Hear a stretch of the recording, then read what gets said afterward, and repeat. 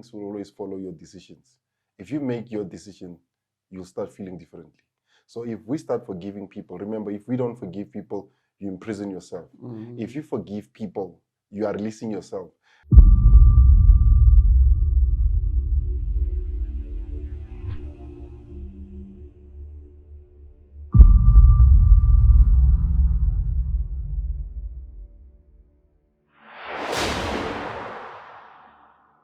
Welcome to another episode of Dreams Made Possible, where we share Life 101 conversations for a great life.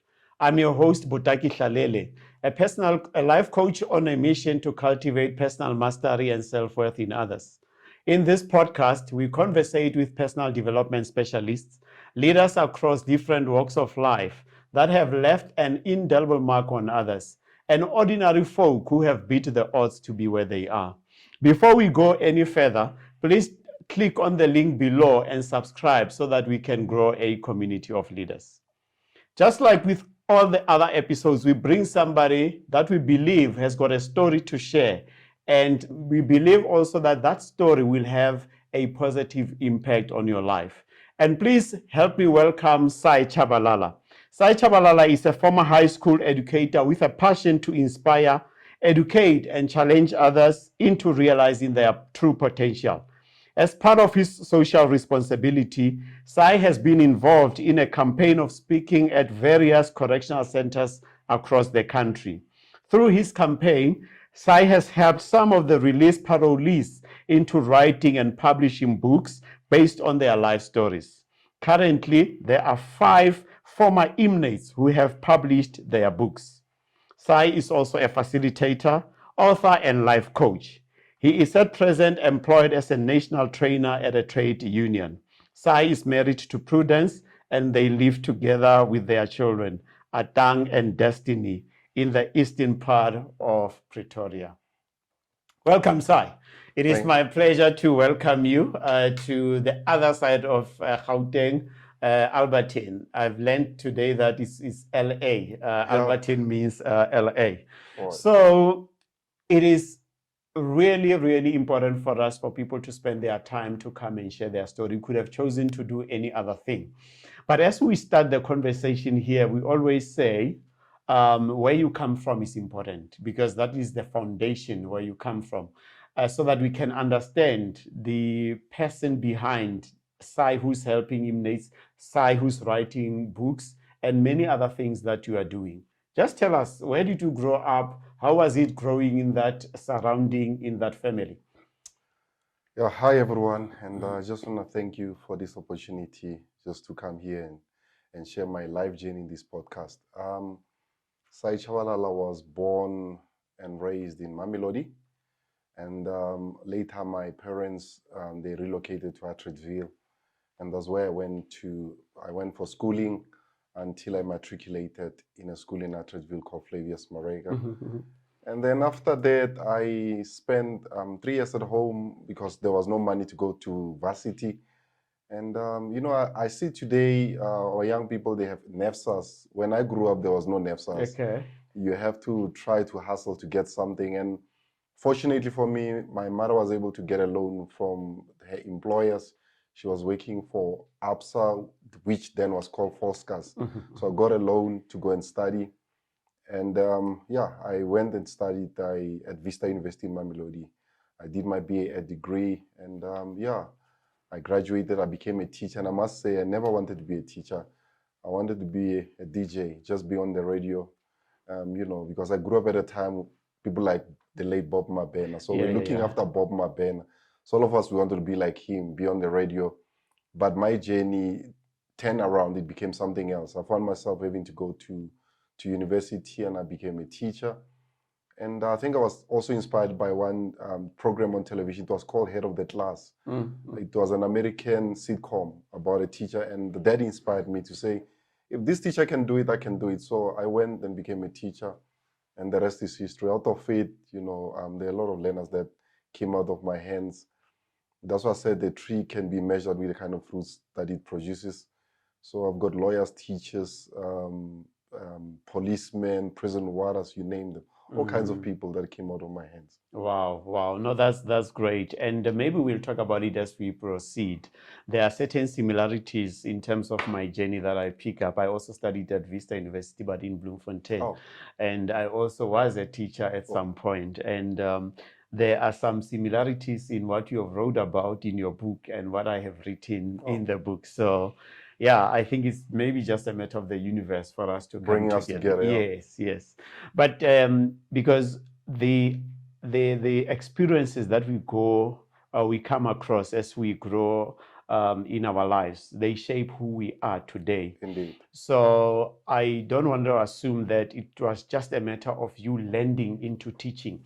Is there a particular experience in your life that would have propelled you to say, hey, I'm going to be a teacher. I will end up educating masses through books and then the work that you are doing with the union. Is there a particular experience maybe that would have led you to that decision? I think firstly, I want to respond it this way and say, teaching is not what you do, but who you are. Even after I have left teaching in 2014, I thought I was leaving teaching without realizing I was changing classes. So instead of having a classroom in a school, I had bigger classes out there. Throughout my life, I've always been somebody who wants to inspire other people.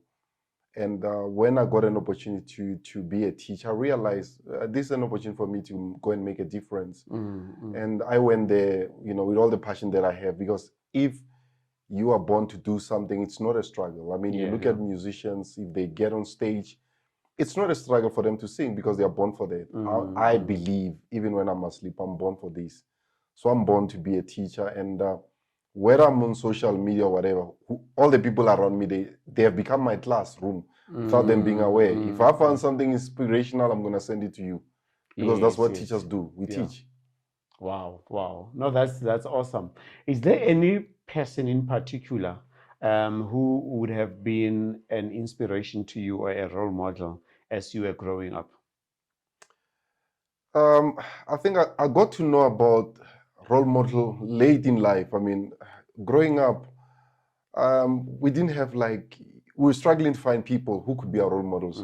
But I'm trying to look at something positive. Like, I grew up during the time of apartheid. But the most inspiring thing was we were like pegged like sardines. Everybody was in the same place, doctors, lawyers. There were no suburbs, so everybody was there. So you'll have your neighbor being a doctor, your neighbor being a lawyer. So you look at these people's lives, and you say, this is something that I'm aspiring to be. So what is it that makes them different from my parents? And I realized, education played a role. So I said, okay, so I want to be like this guy. So what am I supposed to do? I have to study. So I've studied, and I would say later in life,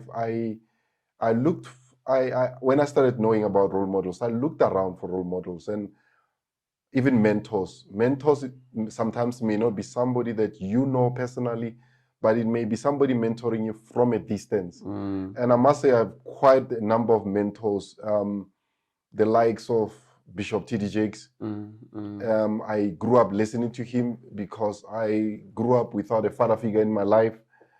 And Bishop Jakes became more like a dad to me, even though he has never met me. But everything he spoke, it made sense to me.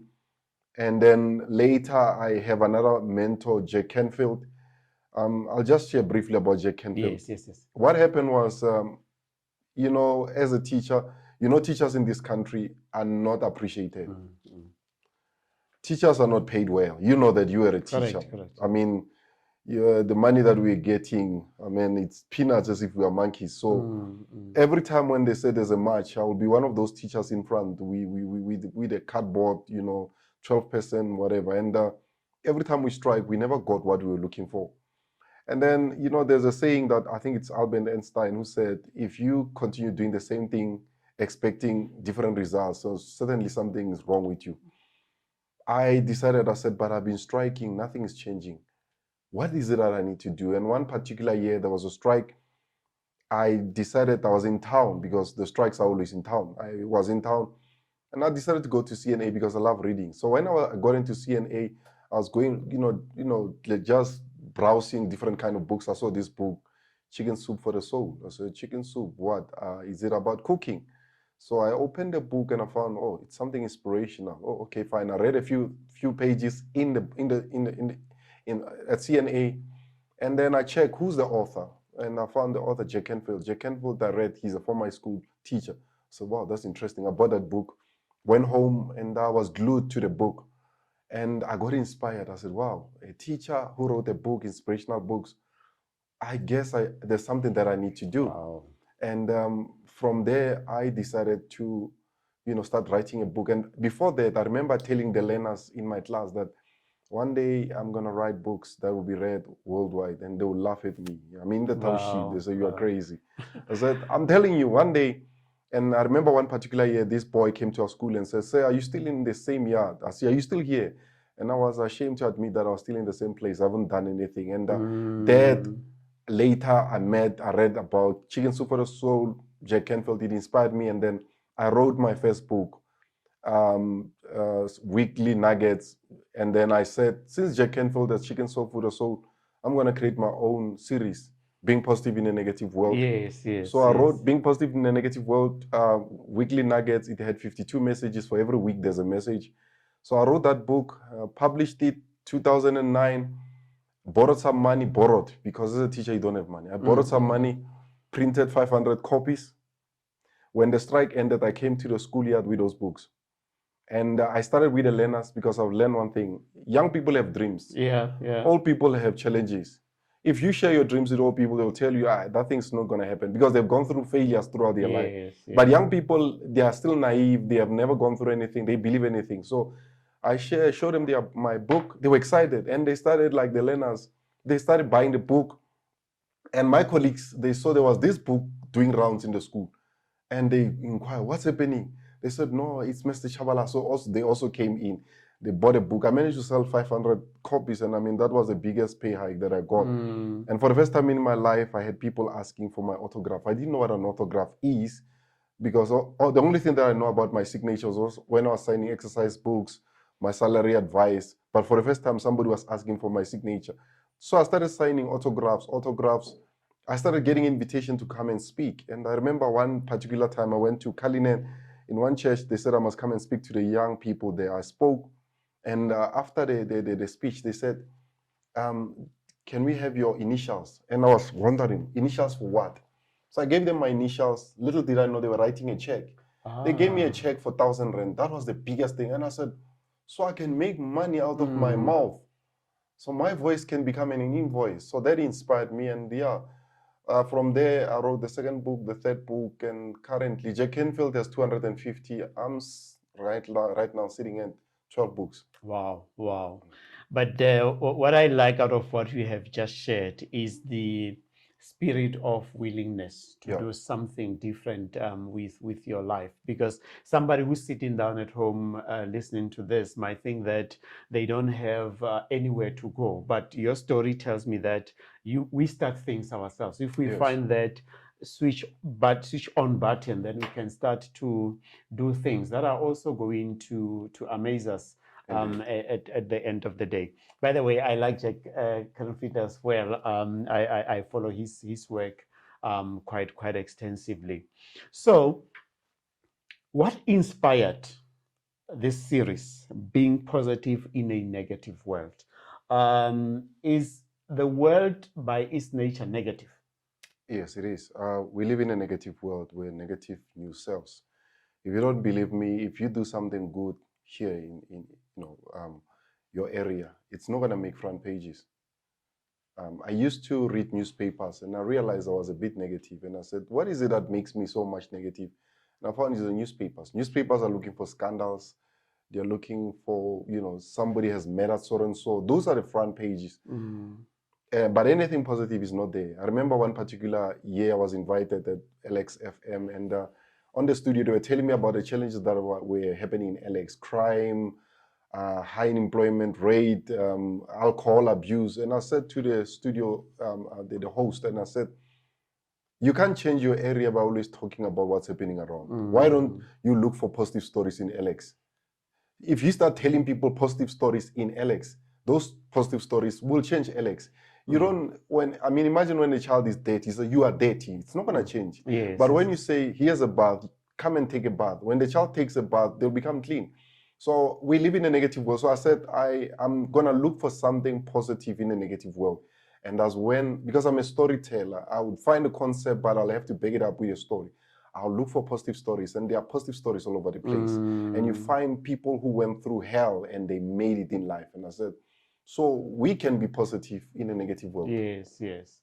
But that's very, very interesting, because our minds seems to gravitate towards negativity. Yes. I'll give you an example. If you were to say to somebody, by the end of this year, you can make 1 million, they can easily tell you a million reasons why they cannot make 1 million, because our mind seems to gravitate towards that.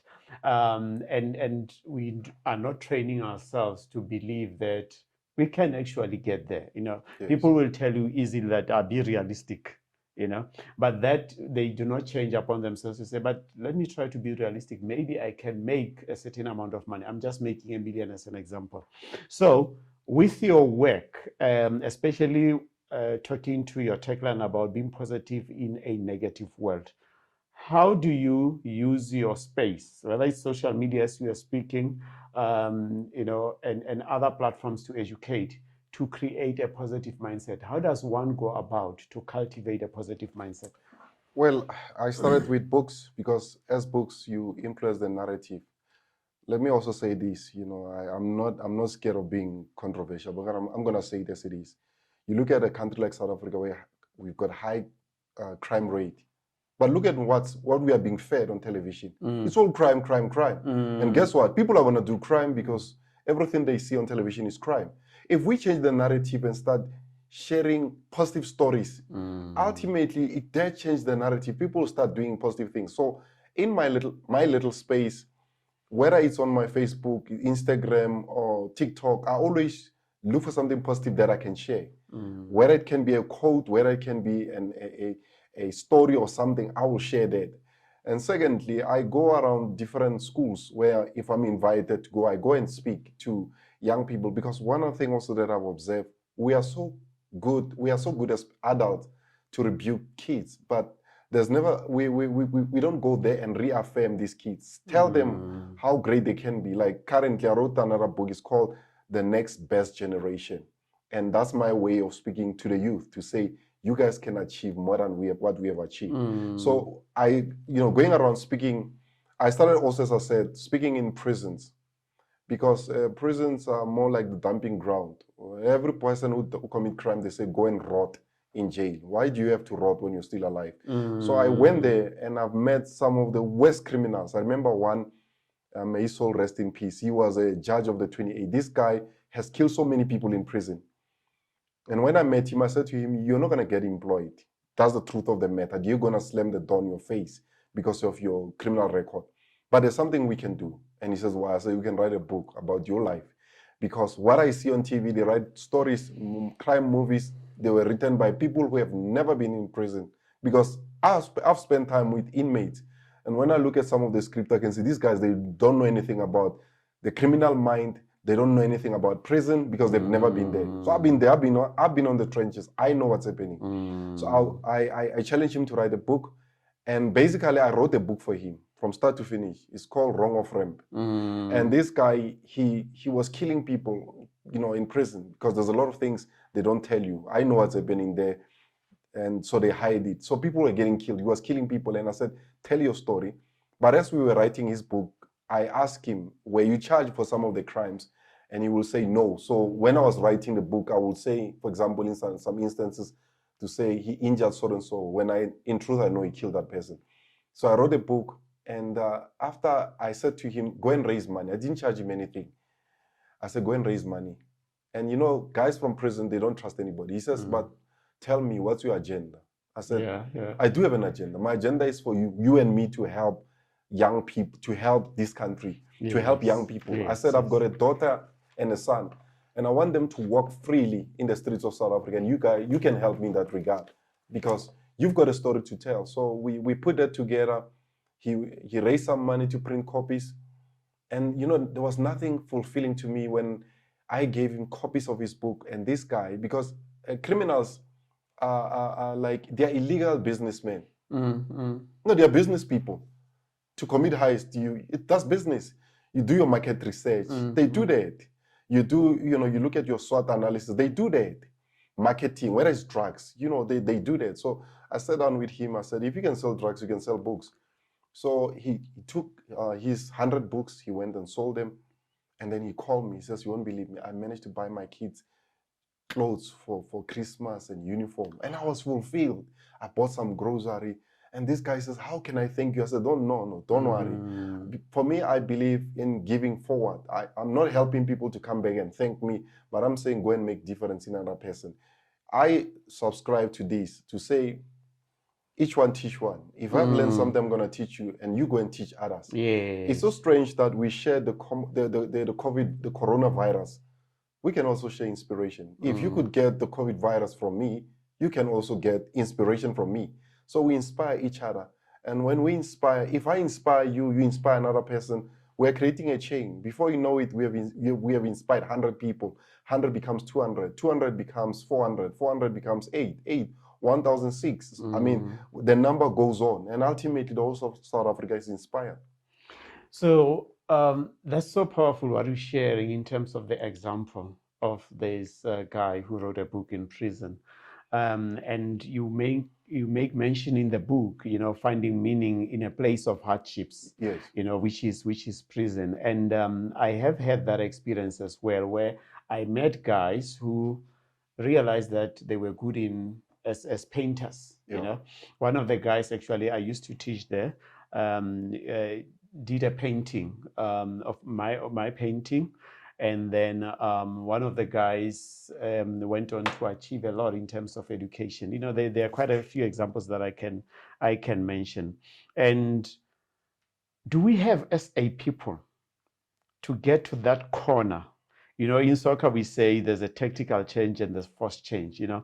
As a coach, you might not change your pattern now because you are waiting to see how the game goes. However, if one of your key players is kicked, you are forced to make a change at that point. Yes. And sometimes that's how I see, as an example, the people in prison and the person that you mentioned, in that sometimes we find ourselves in the corner, and then it is only at that moment that we discover who we are. Yeah. Would you mind to talk to that? Firstly, I must say, hope is the language of the living. The only place where the hope cannot be used is in the cemetery, because if you're dead, you're dead. But if you're alive, surely you can be able to turn things around. For me, like, let's say looking at prison, I'm also a recycler. I recycle. Have you seen like people who recycle? They'll take something that is dead and they make something beautiful out of it. Well, I'm recycling people. I believe in getting the worst of the West and showing them the goodness in them. And if everybody could know the goodness in them, ultimately they will look at life differently. Because the same way, they say it takes a village to raise a child. And if you see our country so engulfed in crime, it means the village is failing in raising the child. So if the village was doing its part, they would be able to raise this child. For example, I remember one particular day, I've got so many stories to tell me. Yeah, that's good. I went to Koshimampuru Correctional Center, and I was speaking to a females there, inmates. And while I was speaking, I said, first and foremost, before I could speak, I know many of you are here because of the men that have hurt you. Some, it might have been your husband, your brother, your uncle, your boyfriend, or a total stranger who just raped you. And some of you, because of your experiences, you ended up bringing the worst out of you. And I said, I'm here today as a man representing all the men that have hurt you. And I want to say on their behalf, to ask for forgiveness. Would you forgive me? Would you forgive them? I'm going to stand here. I'm asking for forgiveness for all those men. And if you don't mind, I also want to give you a hug, all these ladies, and to say, my sisters, I love you and I believe in you. And they all came. They were coming. I was giving them a hug, all of them. And everybody was crying. And strangely, even the prison warders, female. And I realized that pain doesn't care whether you're an inmate or what. So the point that I want to say is South Africa is a hating nation. That's why you see with the crimes that you see, it's a hating nation. And until, when you have a wound, you either go to the hospital where you go for surgery, or you let the wound, to rot. And I believe, well, politicians can do what they can, but we have been trying to bandage a wound that needs surgery. It doesn't need bandage. It's rotting. It needs surgery. And surgery means everybody putting our hands on deck, teachers doing their part. I mean, I go to different communities and say, we've got so many schools. What are they doing? I was once interviewed on one radio station. They said, what's the problem with learners today? They are beating up teachers. The learners are unruly. I said, let me help you. If you have a huge room and the temperature in the room, it's very cold, and you bring in a heater into that room, you switch it on, but the temperature doesn't change. There's nothing wrong with the room. There's something wrong with the heater. Throw it away. I said, if you have a community, you look how many schools are there, whether in Soweto, whether in Pretoria, how many schools are there? What difference are they making? If they are not changing the community around, it means there's something wrong with it. I mean, when I was a teacher, I was not teaching the brightest learners. I was always given the worst of the West, but I always showed them the goodness in them. And guess what? All these learners, they went on to pass. And our school, starting, we were the worst of the West. Pass rate, 1997, it was 18%. When I left the school, our pass rate was 100%. And we were not doing it once. We did it for more than 15 years or so. Even now, it's still on top of the food chain, like in Mamelodi. So all I'm saying is you change mindsets. Here's another thing, because you asked me, a question that really challenged me. Here's the thing. When I was a teacher, another problem was learners were falling pregnant. Teenage pregnancy is a serious thing. Yes. And I used to shout at these kids, no, you guys stop sleeping around. And guess what? They continue sleeping around. Yes. Have you realized right now, for example, there'll be a campaign during the Easter. They said, speed kills. People are going to drive faster.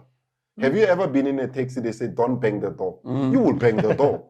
Yeah. So if you say don't, people do. So I said, these kids, they're falling pregnant left, right, and what can I do? I sat down. I said, I need to be solution-minded. So I said to these learners, I know you guys, somebody's going to fall pregnant in this class, so I'm going to start a competition out of my own pocket. If any girl in this class fall pregnant, all the girls will be disqualified. But if nobody falls pregnant in this class, before you write your final year, I'm going to buy a cake for all the girls to celebrate that you beat me I've dared you, you won the bet. But if you fall pregnant, I'm going to buy the same cake. We're going to share it with the boys and laugh at your foolishness. And you know what the girl says to me? They say, we will prove to you. And guess what? That particular year, not even a single girl fell pregnant. So I took that competition to other 5 classes. And I remember when I left teaching, I had to buy 5 cakes for 5 classes that I was teaching. None of the girls in those classes fell pregnant because they wanted to prove me wrong. Because here it is. They wanted to prove me wrong that you are saying we'll fall pregnant, we'll show you, we won't fall pregnant. So we need to say something positive. That's why I'm saying even with media, say something positive. Like the learners in my class, they never call me sir. No, I told them, there are enough teachers in the school. I'm not your teacher. I'm your dad. Because I understood some of them come from broken families. Yeah. They don't have a father figure. The reason they rebel in the classroom is because they are rebelling against authority from home. So I said, I'm your dad. So yes, there will be others who misbehave. So every time they come to the class, I said, good morning, class. They will say, good morning, daddy. And from time to time, before I teach, sometimes I said, can I hug my sons and daughters before we start? And then you hug them. Some you see them crying. And that ultimately, I was treated differently than other teachers. Now, here's the other thing that I want to help even teachers who are going to watch this podcast, even parents. Rules without a relationship leads to rebellion. I'll repeat that again. Rules without a relationship leads to rebellion. If you build a relationship first, even when you come with rules, they will submit to your rules. All of my learners, when they misbehave, I could discipline them because they had a relationship with me. Yes, Why would you try to discipline a young person or a learner that you've never developed a relationship with? Develop a relationship first. Ultimately, you'll see things changing. Wow. No, that's so positive. And I honestly believe in what you're saying. We are hardwired for connection. Yes. And until we set that foundation where we can connect at human level, things will start to flow. We're not connecting at positional and authority level, but at human level. And thanks for sharing that. But what I also get out of your story, and I'll come back to the prison, there's something that I want to clear. But before we move on, I just like to go back to the whole issue of you going into prison and giving this ladies a hug. You going into a classroom giving the learners a hug. For me, that is a very, very important gesture of how we show appreciation and love to others. Yes. You know, we've got choices as different individuals. Somebody might use a hug, somebody might use a handshake. It depends how people come across. I would just like to clear something because there are one or two things that I want to clear for the viewer in terms of your interaction with the prisons. You say you were in the trenches. Yes. And when I read part of your book, I was looking to try and find out, hey man, when was Sy? What did Sy do? How did he land in prison? And I went, I could not find a thing. And towards the 30th page or something of that summary that I saw, it was like, probably you thinking that I was in prison, but I have been imprisoned in the prison of life. Yes. Where there are no barbed wires, where there are no bars and all those things. Please talk to that, because who hasn't been in prison and gets motivated to write about prison life, you know? Just talk to us about that experience. Well, I would say many, for example, like you look at all South Africans, especially black people, we were in a prison of apartheid. That's a prison right there. And the white people were the guards. You look at poverty is a prison. You look at depression is a prison. So in my case, I'm not gonna come here and speak bad about my dad, but I wanna say this, I've learned something. You become what you were taught or what you went through. My dad was a product of how he was raised. There must have been some good things in him that nobody knew. So he became a monster. So my dad, like, I always say he was like head of prison. When he came in, everybody ran, including my mom, the chickens, the dog, the cats. We ran when basically when we see him. And we were never allowed to go outside. My home was more like a prison. We were never allowed to go and interact with other learners. Other kids from our neighborhood. So we were always in the yard. Even during Christmas time, we could not go anywhere. We were always there. So I had to find ways, and I found solace in books because I could not go anywhere. The only time maybe I got parole was, was going to school, but when school you go home immediately. So I'll go home and sit there at home. So I spent time reading books, and I said that in itself, I started, like, when I saw people in prison, I could relate to it because I spent most of my teen years in prison. I know my home was a prison. So I could relate to people in prison because it was all rules, no relationship. They all rules. Somebody was being beaten up. In one of my books, I even talk about my dad, how he used to beat up my mom, and it became normal for us hearing my mom crying. And my sister at first, she was the referee, always come in between to try to separate them. And when my sister got married, I was promoted. I became the new referee.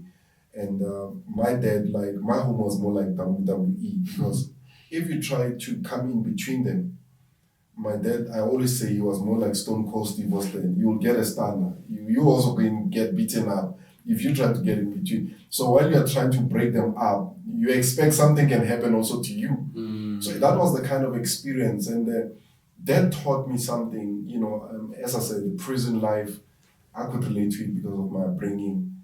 And out of that kind of experience, I told myself, I'm going to be a better father. Instead of my kids running away from me, I want my kids to run to me. Yes. And every time when I come back from work, my kids, they run to me because I decided to say something positive can come out of that bad situation.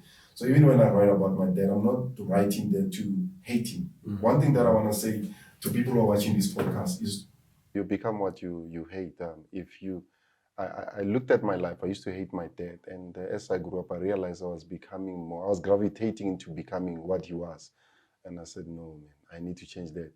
And I decided to forgive him, because forgiveness is a decision, it's not a feeling. I did not feel like, but I decided to forgive him, and I forgave him.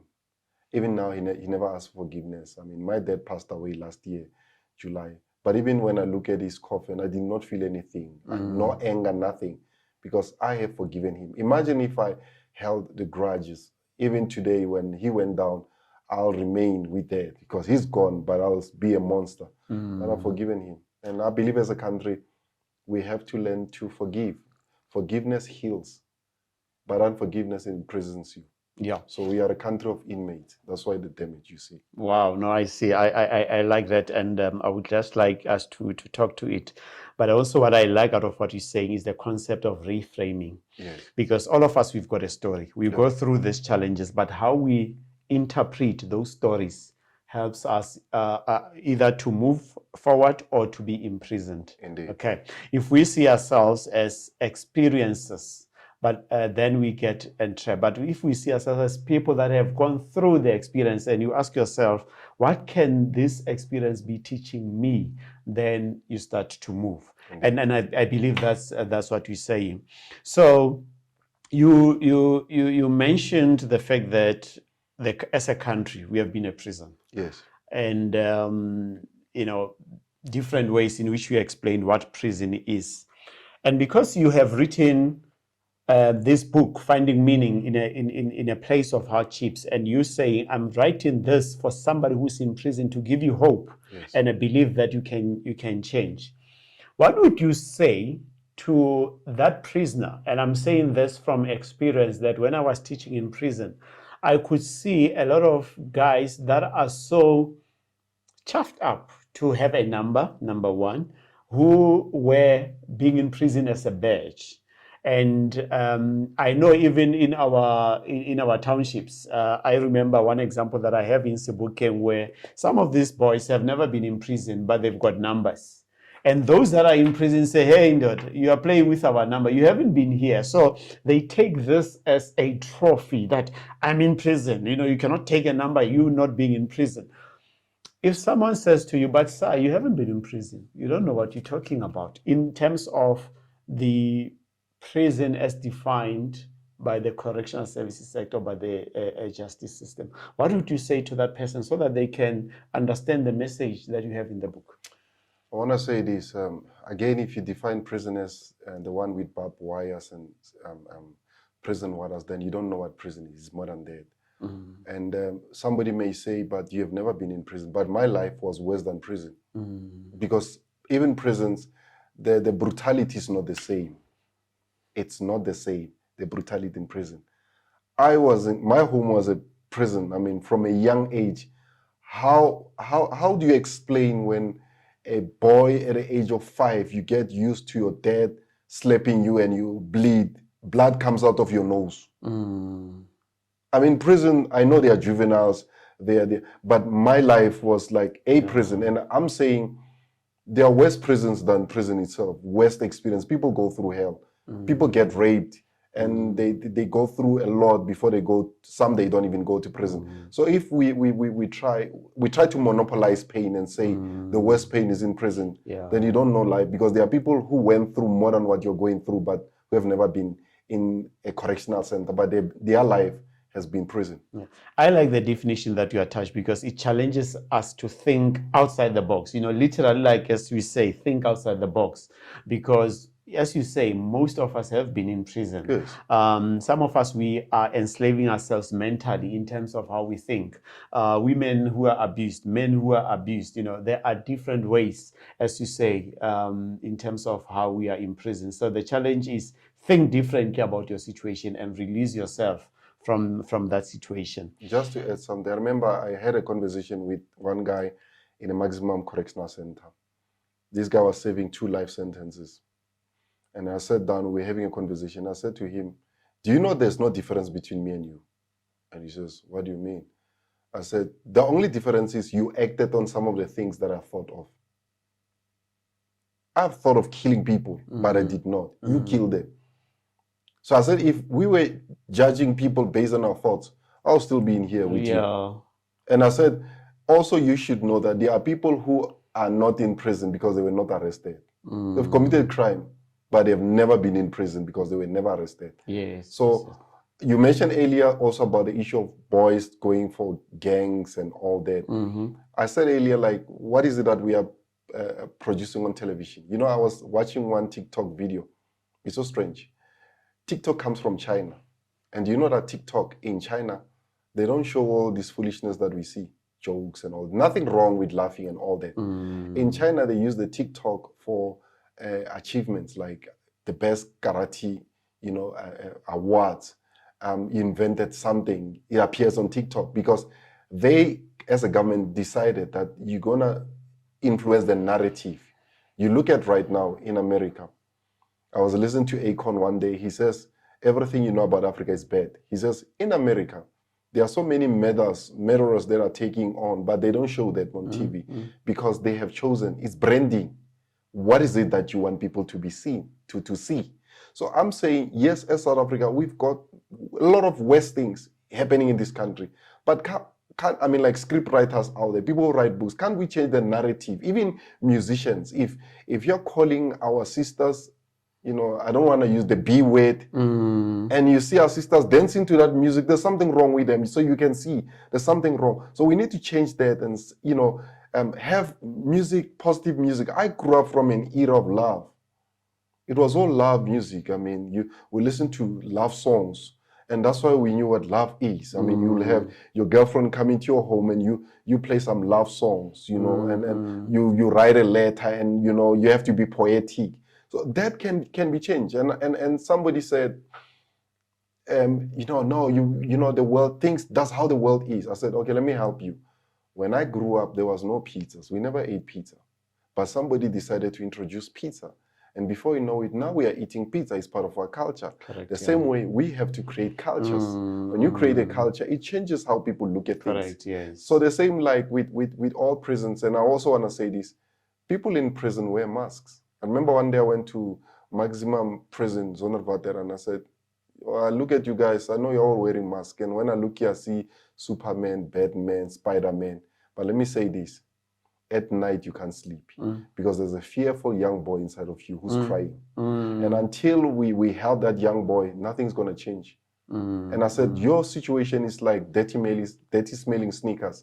They can take you from one prison to another. The smell will follow you until you deal with your smell. Nothing is going to change. And these men who are serving life sentences, I mean, I want to challenge people who call themselves motivational speaker.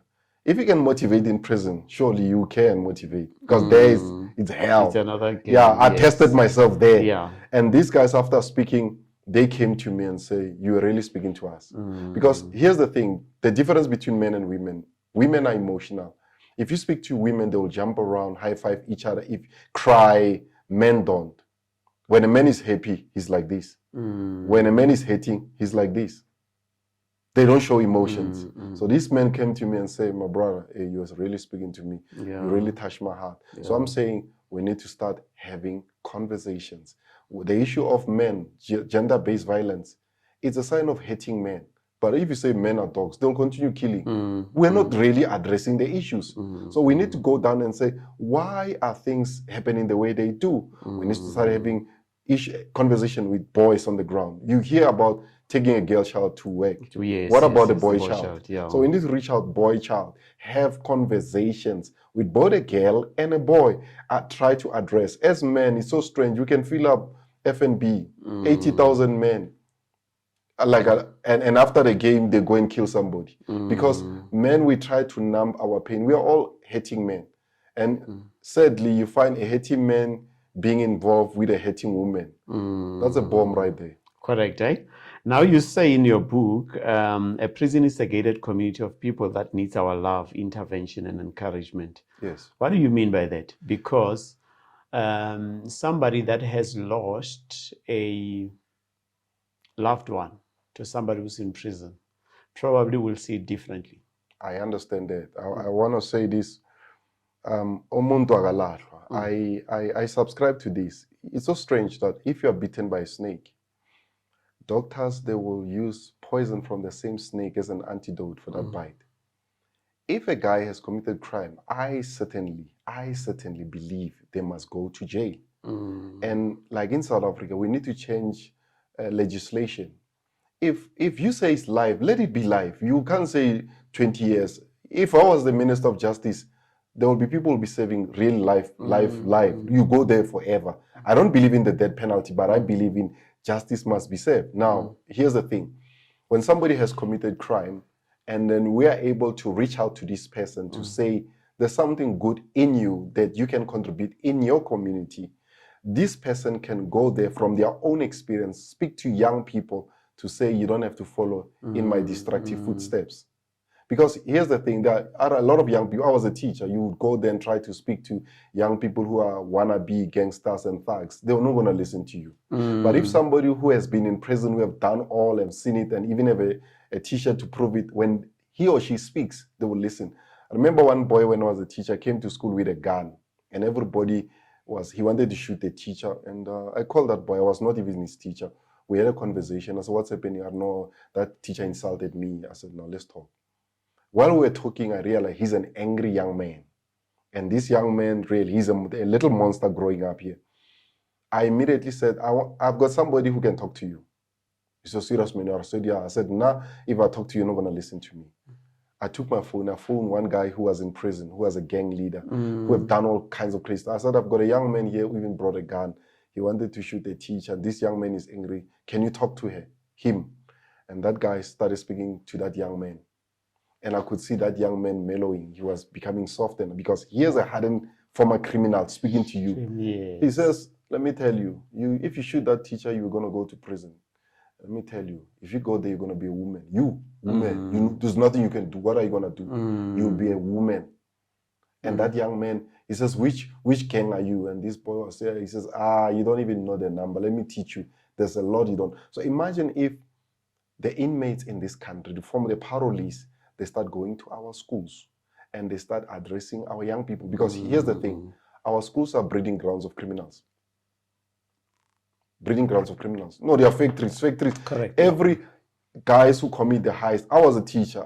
I mean, some of my learners, because you can't save everybody, but you can do the little you can. Yeah. I've seen some of my learners who later, one day I read an article about a heist that took place, and I see a face that has been shot. I know this face because I taught that face. And it pains me. Now, I'm saying if everybody plays a role, we can save a number of young people and not to go and do crime.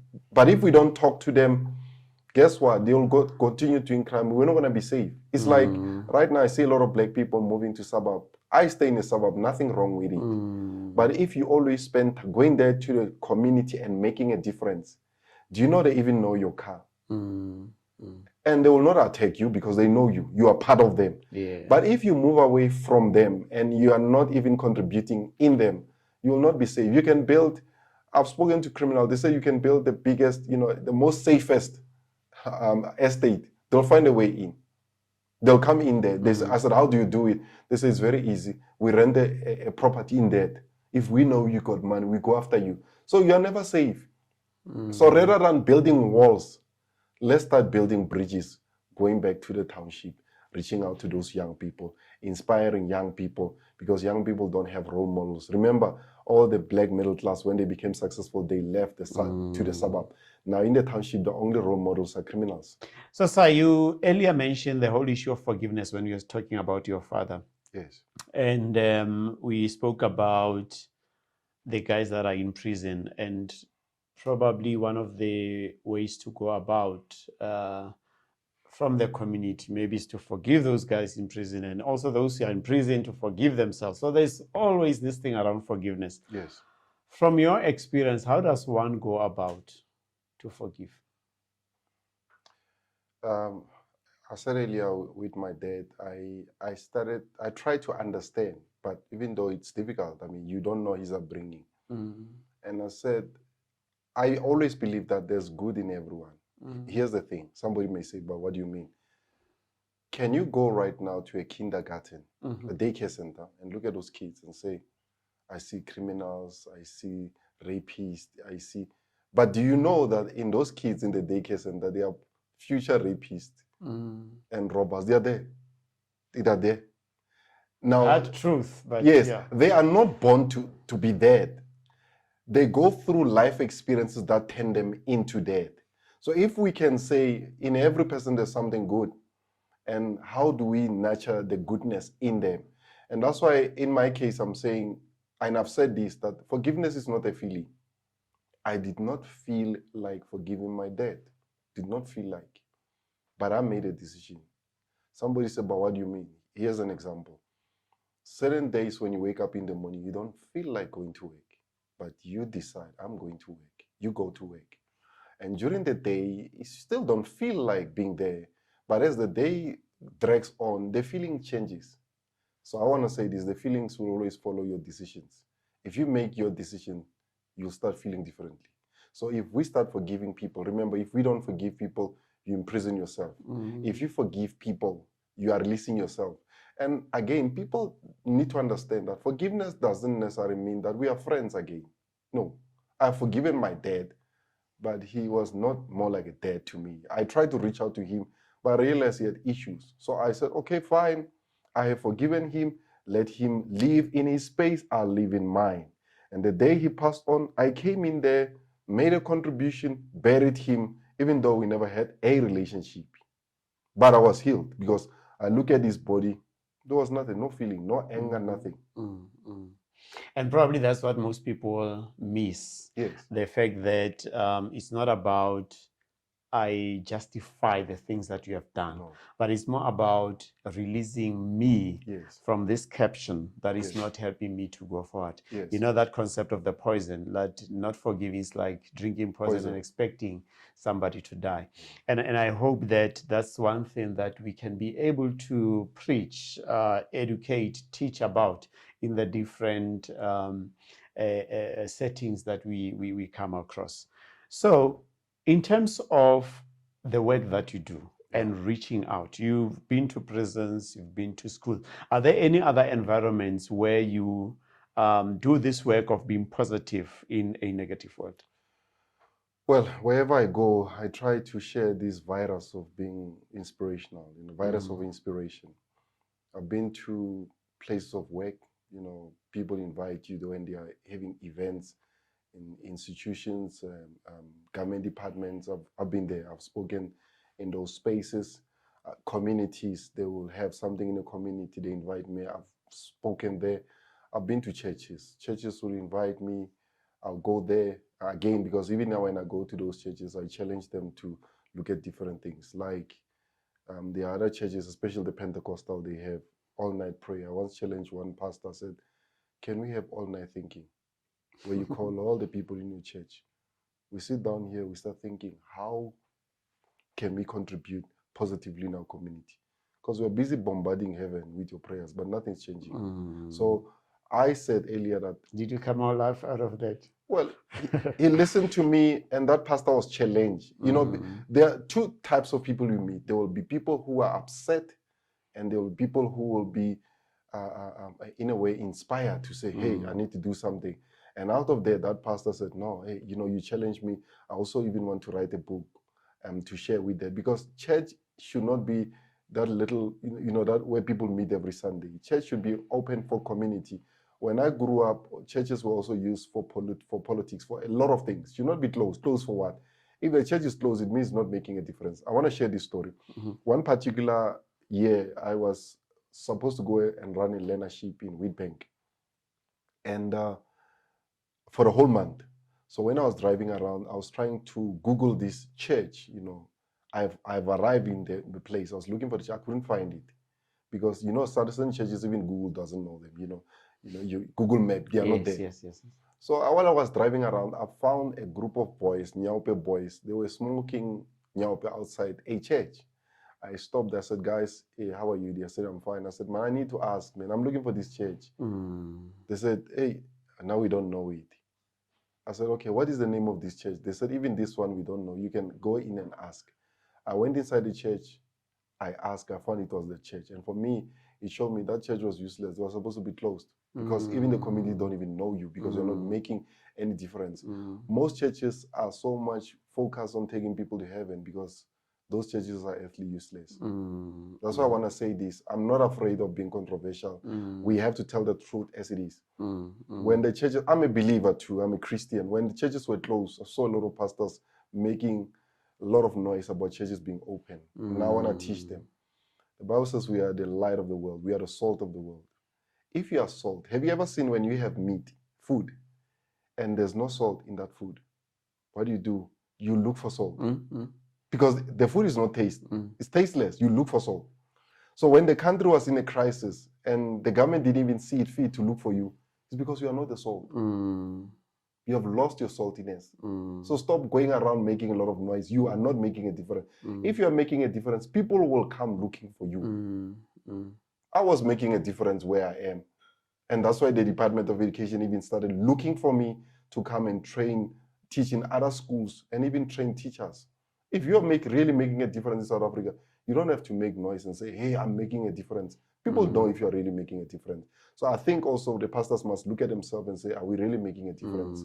Stop wearing shiny shoes and not make shiny suits and not making a difference. It's time that we need to save this country, and everybody has a role to play. So I think it's Matthew 9 that says the land is vast, but workers are few. Yes. So we need to build on those workers who are doing the right thing. Yes. Because even in that space, there are those who are really doing the right work and those that are taking advantage of their souls there. So as we are getting closer to wrapping our conversation, this work that we are doing, or calling, if I may, it's, it cannot be easy. No, it's not. It can be taxing, I want to believe, on an individual, because, you know, it's like saying to somebody, go count the granules of sand in the ocean, you know, because there are so many souls to touch. Yeah. And as you touch one person at a time, probably there is something that you get. But my question to you is, being faced with this mammoth task of making a difference in people's lives, how do you keep yourself motivated to do that job? Well, thanks for that good question. Firstly, I must say, you must know one thing. You can't save everybody. You are not God. You can do the least you can. I know I am not God. I'm Simon. It ends there. I can't save the whole world, but I can make a difference. If I make a difference in 10 people, I have really played my part. Now, what really keep me motivated in the midst of the frustration that one will go through, I'm an avid reader. I always look for people who are doing what I'm doing and who have achieved more than I have achieved. And I learn from them. What is it that kept them going? And whatever that worked for them, surely it will work for me. If Mother Teresa could take care of homeless people in India, and I read a story, how did she go through all the struggles she went through? I learned from that, and I realized that mine is the kindergarten stuff. What she went through was deeper. So I would say, okay, now I've got a role to play. Let's go on. Yes, I'm human. I'll have my down moments. But yeah, I'll have my down moment for a few days or so, but I get back again. And then I said, let's go. Let's do it. Wow.